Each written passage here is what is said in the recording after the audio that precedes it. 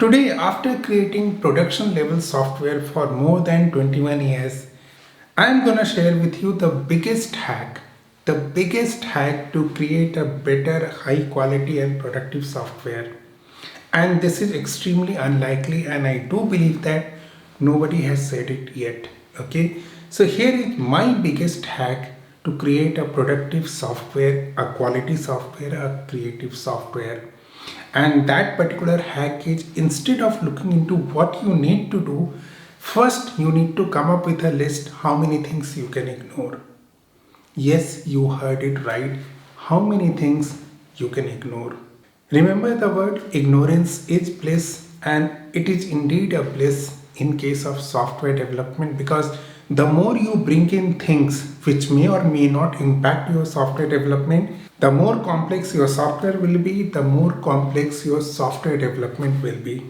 I know it sounds weird, and I also know that you might be thinking that after doing a software development for 21 years, I have gone nuts. No, this is not the case. Try it out. Think about a proposal, you take it to some other person in your software development. Create any proposal.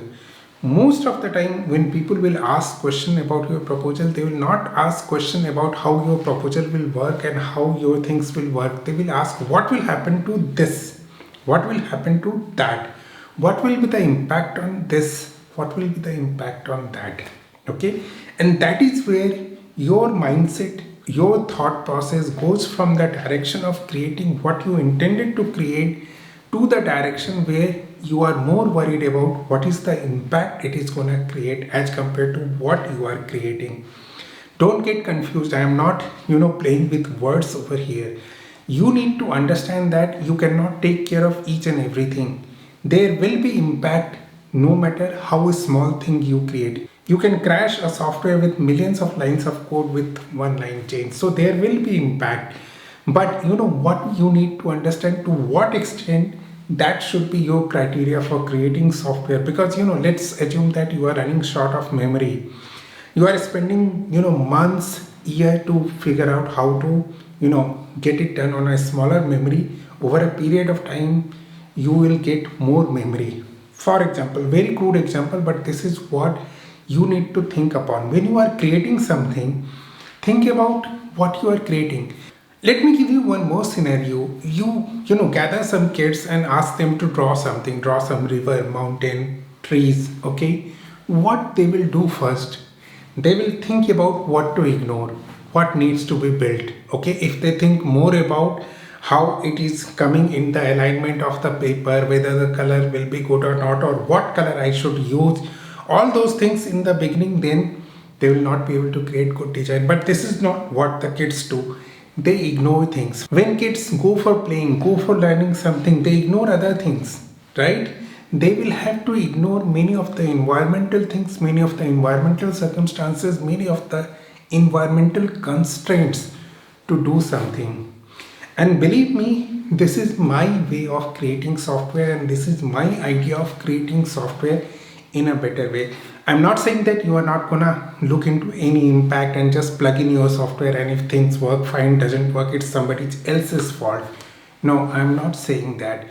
What I'm trying to say is that when you go ahead and create something, think about how best you can create it, the best possible way to get things done. Then based on the constraint, you can do some modification. Don't think about the constraints first before creating anything, because in that case you are not thinking about what is the thing that needs to be created. You are thinking about that in a black box way, and you are thinking about all the environmental aspect to be able to create something, and this will not lead to a better software, a better design, even a better architecture. So here is my hack again. Before going ahead and creating any software, think about what all things you can ignore, not what you will create. Before creating whatever you want to do, what are things you will ignore first.